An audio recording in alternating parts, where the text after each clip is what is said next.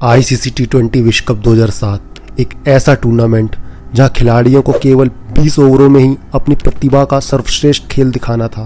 जहां बाकी टीमें बहुत खतरनाक दिखाई दे रही थीं, वहीं दूसरी तरफ भारत की टीम पर किसी को भी भरोसा नहीं था कि एक भी मुकाबला टीम जीत जाए।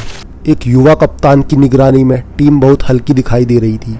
भारतीय टीम के लिए हारने के लिए कुछ भी नहीं था, पर अगर यहाँ से जीत गए तो सबके मुंह पर ताले लग जाने थे। पहले टी20 में न्यूजीलैंड से हारने के बाद भारतीय टीम के लिए एक और हार उसे टूर्नामेंट से बाहर का रास्ता दिखा सकती थी। वहीं दूसरी तरफ इंग्लैंड की टीम पहले से ही टूर्नामेंट से बाहर हो चुकी थी। अब उसका मकसद था भारतीय टीम को भी टूर्नामेंट से बाहर करना, और शायद वो अपने मकसद में कामयाब भी हो सकती थी। पर एक गलती इंग्लैंड को भारी पड़ गई, जो उसे कई सालों तक चुभती रही। ये डॉक्यूमेंट्री उसी मैच की यादों को ताज़ा करती है जिसमें भारतीय टीम के युवराज के सामने इंग्लैंड की टीम ने घुटने टेक दिए थे। तो बने रहिए हमारे साथ, आप देख रहे हैं द क्रिकेट रेस्ट।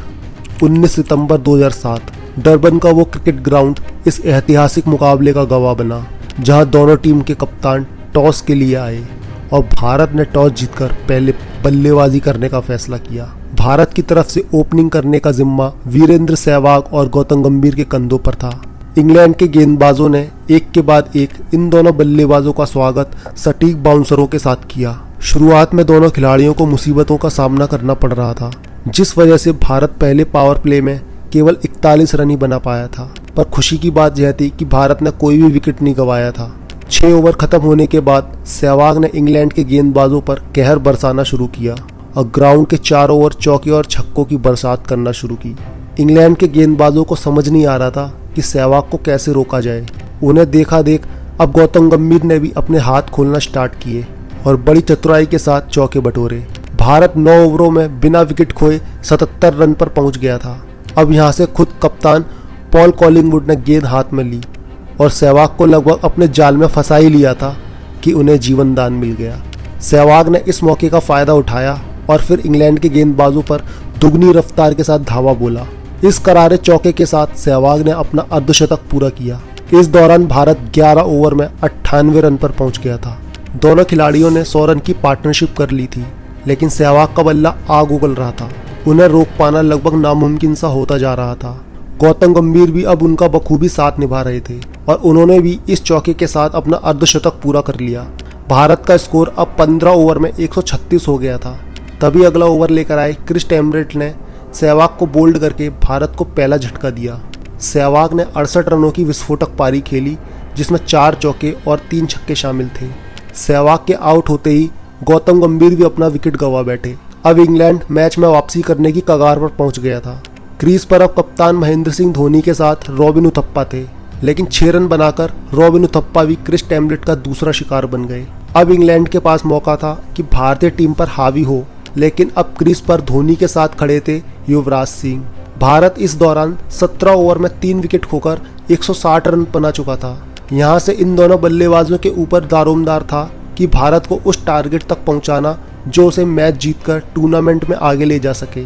दोनों बल्लेबाजों ने भारत की रनगति को मेंटेन रखा। युवराज ने 18वें ओवर में फ्लिंटॉफ के ओवर में 2 चौके लगा डाले, जिससे तिल मिलाकर फ्लिंटॉफ ने स्लेजिंग का सहारा लिया और युवराज को ऐसी बात बोल दी जिससे युवराज आग बबूला हो गए। उसने मुझे बोला कि तू बाहर आ, तेरा मैं गला काट दूंगा। और फिर उसके बाद जो हुआ वो क्रिकेट के इतिहास में सुनहरे अक्षरों में दर्ज हो गया।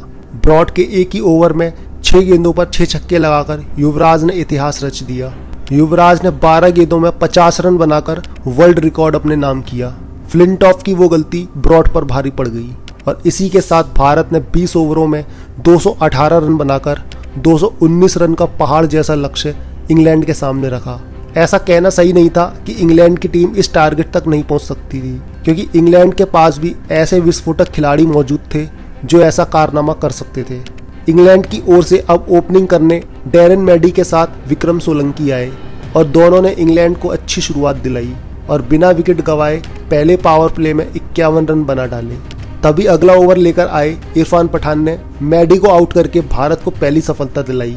अब क्रीज पर उस दौर के सबसे खतरनाक बल्लेबाज केविन पीटरसन की एंट्री होती है और उन्होंने विक्रम सोलंकी के साथ मिलकर इंग्लैंड की पारी को संभाला।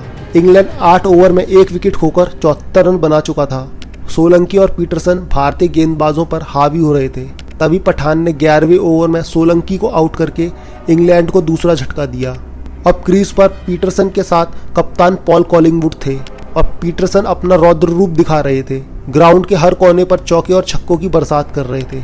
इंग्लैंड को जीतने के लिए 48 गेंदों में 102 रनों की जरूरत थी। भारत को टूर्नामेंट में आगे जाने के लिए इस जोड़ी को तोड़ना बहुत जरूरी हो गया था।